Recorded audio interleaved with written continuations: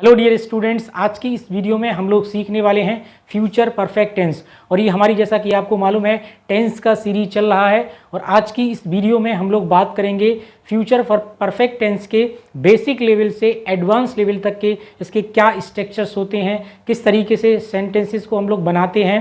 आज की इस वीडियो में इन सब पर चर्चा करेंगे, सब आज की इस वीडियो में हम लोग देखने वाले हैं। तो आइए बिना किसी देरी के क्लास की शुरुआत करने से पहले मैं आपको बता दूं, यदि आप चैनल पर नए हैं तो चैनल को सब्सक्राइब कर लें, साथ ही साथ बेल आइकन भी दबा दें ताकि आपको आने वाली वीडियोस की नोटिफिकेशन टाइम टू टाइम मिलते रहें। यहाँ पे और बता दूं कि यदि आप यूपी बोर्ड एग्जाम 2023 की बहुत अच्छे से इंग्लिश की तैयारी करना चाहते हैं तो हमारे चैनल को जरूर सब्सक्राइब करें। इस पर बहुत सारी प्लेलिस्ट में मैंने वीडियोज़ अपलोड कर दी हैं, आप चैनल की प्लेलिस्ट जा करके चेक कर सकते हैं। बिना किसी देरी के हम लोग क्लास की शुरुआत करते हैं। तो शुरुआत में मैं आपको बता दूं, जैसा कि आपको दिखाई दे रहा है फ्यूचर परफेक्ट टेंस। क्या होता है हमारा फ्यूचर परफेक्ट टेंस? अगर मैं फ्यूचर परफेक्ट टेंस की बात करूं तो एक एज्यूम करके देखिएगा, एक मान के देखिएगा, सिचुएशन देखिएगा कि हम इसको यूज़ कहाँ पे करते हैं। मतलब अपनी जो लाइफ है उससे रिलेट करके इसको देखिएगा कि एक्चुअल में ये यूज़ कहाँ होता है, तभी हम अच्छे से चीज़ों को सीख पाएंगे। तो आइए एक एग्जाम्पल के माध्यम से चीज़ को हम लोग समझें। जैसे कि आप लोग भी अपने घर पर या कहीं ना कहीं बैठे हुए होंगे और मान लीजिएगा आपका भाई जो है स्कूल जो है गया है। तो अब आप क्या करेंगे, एक सिचुएशन देखो, ये देखिएगा कि आप घर पे हैं तो आपसे पूछेगा आपका भाई कहाँ पे गया है, तो वो आप बताएंगे कि अब वो स्कूल जो है पहुँच चुका होगा। यानी अब जैसे मान लीजिए कोई बाहर है तो उसने ये काम कर दिया होगा, यानी खिलाड़ी मतलब इंडिया मैच जीत चुकी होगी। तो इस तरीके की जो सेंटेंस होते हैं वो इसमें आते हैं। यानी क्या होता है कि फ्यूचर में हम कुछ कंप्लीट दिखाते हैं, मतलब फ्यूचर में क्या करते हैं, ऐसे कामों के बारे में बात करते हैं जो पूरे किए जा चुके होंगे, यानी अभी हुए नहीं है, वो फ्यूचर में क्या होंगे, पूरे होंगे।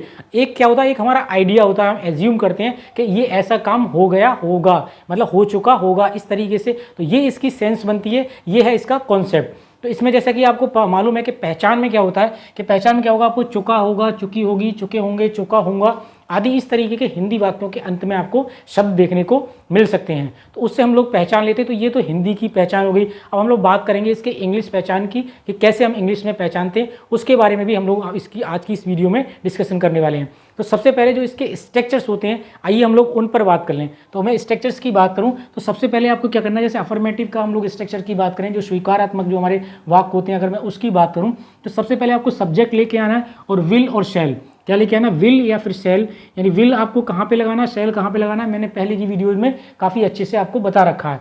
एक बार मैं फिर आपको बता रहा हूँ कि बी, आई और बी के साथ आपको क्या करना, सेल का यूज़ करना है। आई और बी के साथ आपको किसका यूज़ करना है, सेल का यूज़ करना है। बाकी सबके साथ आपको विल लगाना है, ठीक है। उसके बाद आपको क्या करना, सिर्फ हैव लगाना है। यहाँ पे हैज़ का बिल्कुल भी यूज़ नहीं होता, आपको क्या लगाना है, वहाँ पे हैव लगाना है। क्या लगाना है, वहाँ पे आपको हैव लगाना है। अब आप हैव लगा दोगे, उसके बाद आपको क्या करना है, क्योंकि हैव के बाद हमेशा वर्ब का थर्ड फॉर्म आएगा, यानी परफेक्ट फॉर्म यूज़ की जाएगी, ठीक है। तो हमेशा वर्ब का कौन सा फॉर्म लगाना है, हमको थर्ड फॉर्म लगाना है। उसके बाद आपको ऑब्जेक्ट लगाना है। तो ये तो हमारा रहा फॉर्मूला अफर्मेटिव टाइप का। कौन सा फॉर्मूला रहा हमारा, ये अफर्मेटिव टाइप का रहा।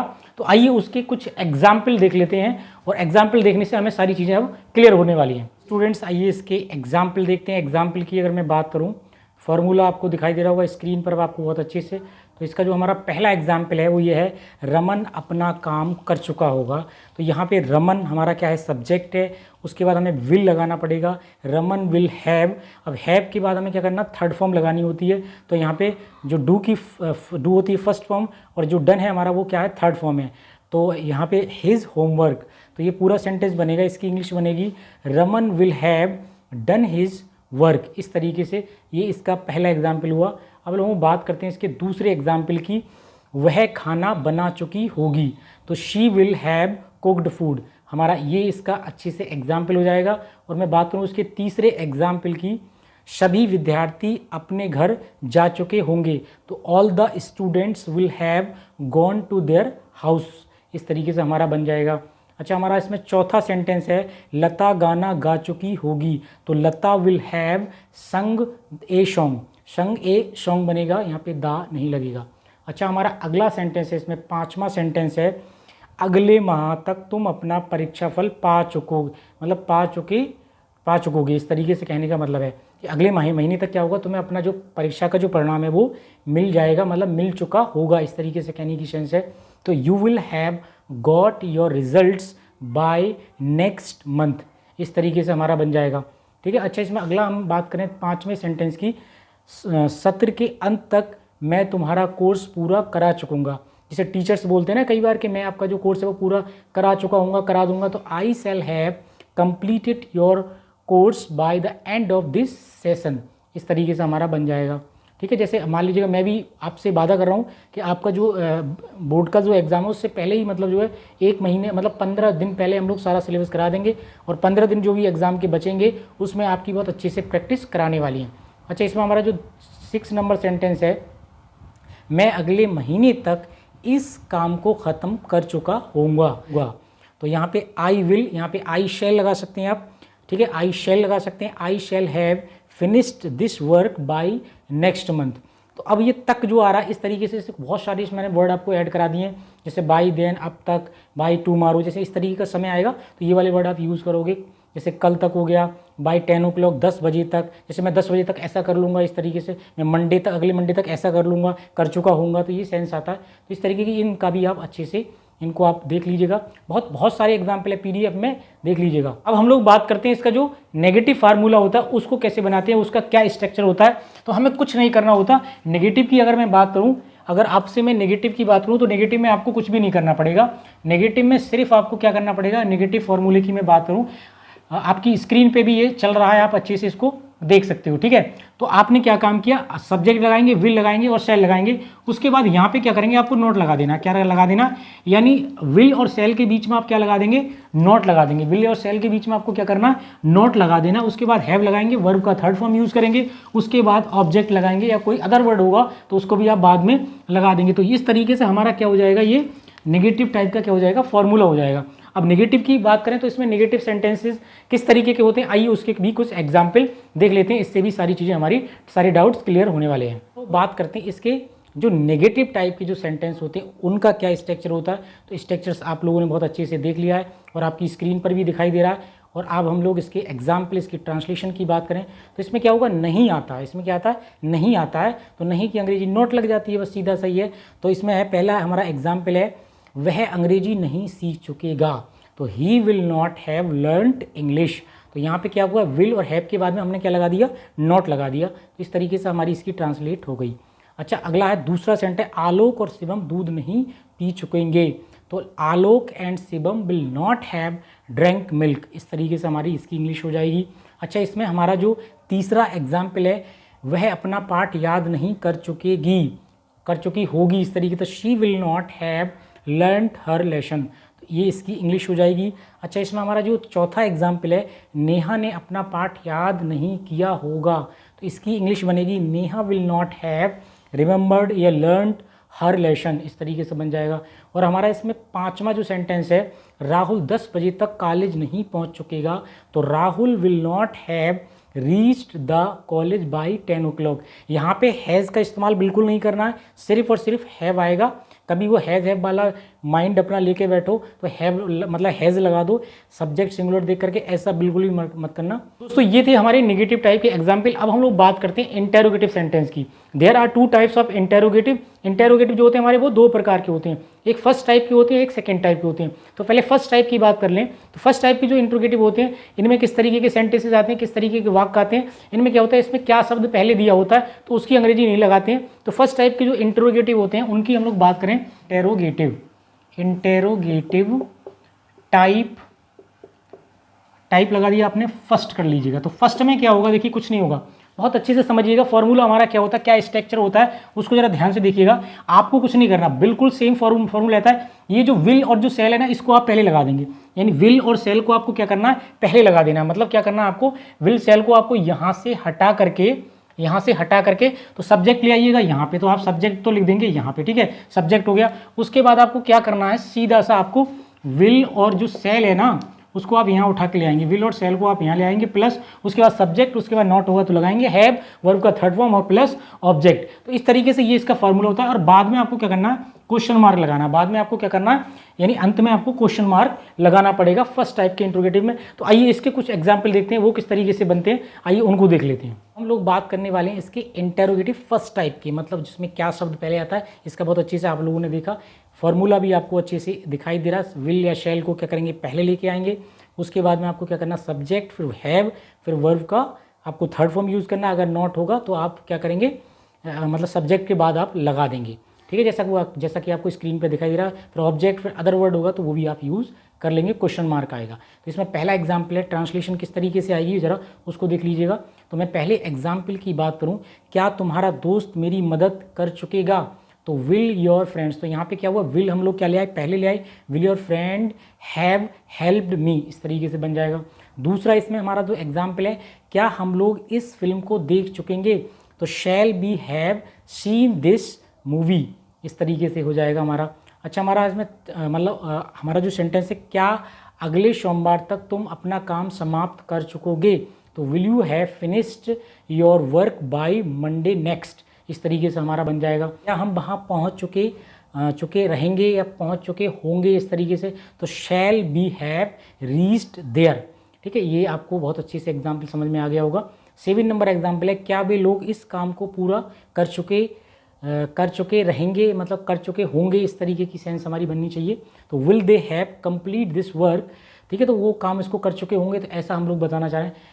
क्या नौकर ने मेरी टेबल को साफ नहीं कर दिया होगा, तो will the servant not cleaned my table, इस तरीके से हमारा बन जाएगा। अच्छा, हमारा नवा सेंटेंस है, क्या बच्चे मैदान में नहीं पहुंच चुके होंगे, तो will the teacher not have reached the field, इस तरीके से हो जाएगा। ये तो थे हमारे फर्स्ट टाइप के एग्जाम्पल, मतलब फर्स्ट टाइप के जो इंट्रोगेटिव होते हैं उनके एग्जाम्पल। अब हम बात करते हैं इसके सेकंड टाइप के इंट्रोगेटिव की। तो इसमें किस तरीके के वाक्य आते हैं, इसमें क्या होता है कि इस प्रकार के हिंदी वाक्यों में क्यों, कब, कैसे इत्यादि शब्द जो है आते हैं, मतलब इस प्रकार के शब्द उसमें दिए होते हैं, यानी क्वेश्चन वर्ड उसमें आते हैं, तो उनकी अंग्रेजी हम लोग क्या करते हैं, सबसे पहले लगाते हैं। तो सेकंड टाइप के इंट्रोगेटिव की बात करें तो इसको हम लोग कर लेते हैं सेकंड। और सेकंड टाइप का क्या फॉर्मूला होता है, तो आपको कुछ नहीं करना पड़ेगा, सिर्फ आपको क्या करना है, जो क्वेश्चन वर्ड है, आपको QW है क्वेश्चन वर्ड, क्यू से क्वेश्चन और वर्ड से मतलब आपका जो शब्द होते हैं, तो क्वेश्चन वर्ड को आपको पहले मतलब ऐड करना, उसके बाद सारा फॉर्मूला वही रहता है जो पहले हुआ करता था।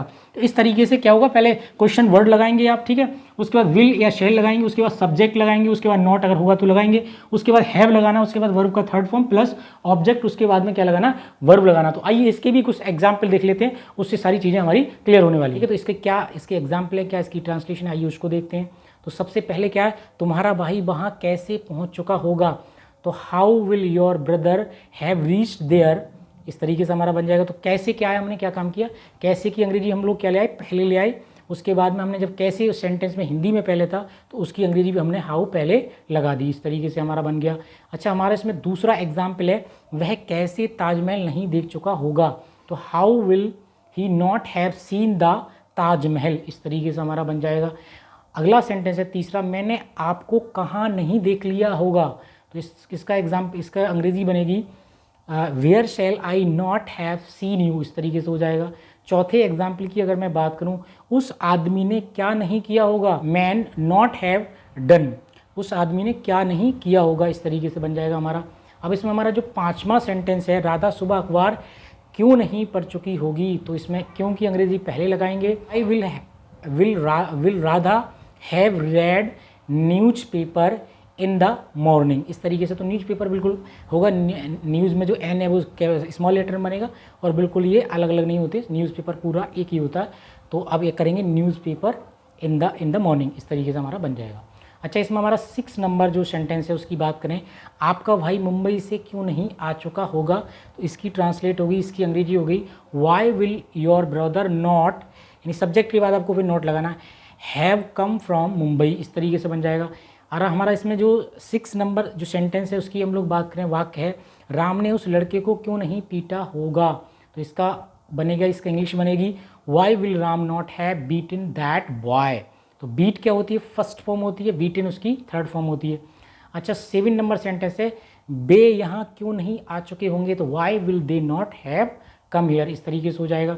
तुम्हारे पिताजी कल तक क्यों नहीं पहुँच चुके होंगे, तो why will your father not have reached by tomorrow, इस तरीके से। तक के लिए मैंने बहुत सारे आपको एग्जाम्पल दे दिए। अब थोड़े से इसमें कुछ मतलब एडवांस लेवल के जो एग्जाम्पल है आप उनको भी देख लीजिएगा। जैसे क्या होता है बहुत, अब देखो ये सेंस इसमें पास्ट की है, ये क्या एडवांस लेवल के सेंटेंस है, सेंस इसमें देखो पास्ट की है। इस टेंस को अगर आप लोग देखोगे, जैसे आपने महात्मा गांधी जी का नाम तो सुना होगा, अब गांधी जी गुजर गए, देखो पास्ट की सेंस है, लेकिन बना किस में रहे हैं हम लोग, फ्यूचर में बना रहे हैं। देखिए देखिए कैसे बनेगा, तो you will have heard the name of Mahatma Gandhi.